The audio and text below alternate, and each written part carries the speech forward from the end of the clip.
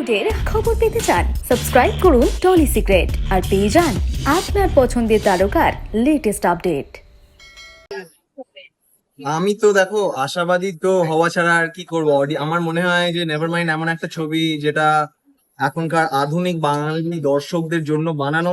আমার মনে হয় নেভারমাইন্ড এমন একটা ছবি যেটা মানে ইয়াং লোকজনদের ভালো লাগবে, একটা ইউথফুল এনার্জি আছে, এবং আমাদের ছবির গানগুলো আমাদের ছবির ইউএসপি।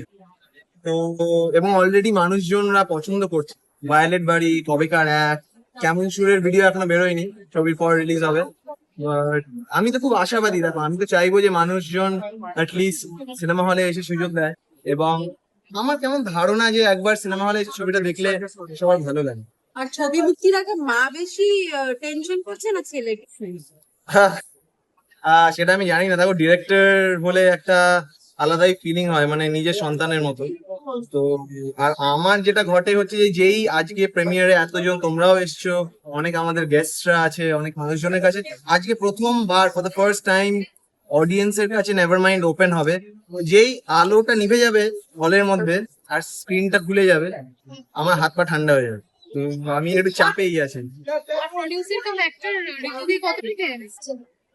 ঋতুদি কতটা টেন্স সেটা ঋতুদিকে জিজ্ঞেস করতে হবে, বিকজ উনি এত এত এক্সপিরিয়েন্সড একজন, অ্যান্ড উনি এত বছরের ওনার একটা ক্যারিয়ার আছে। আমার মনে হয় উনি অনেক কটা ফ্রাইডে ওপেনিংস দেখেছেন, অনেক সাকসেসফুল ওপেনিংস দেখেছে। আমার মনে হয় আই জাস্ট হোপ যে এটাও ওইগুলোর মধ্যে একটা হয়।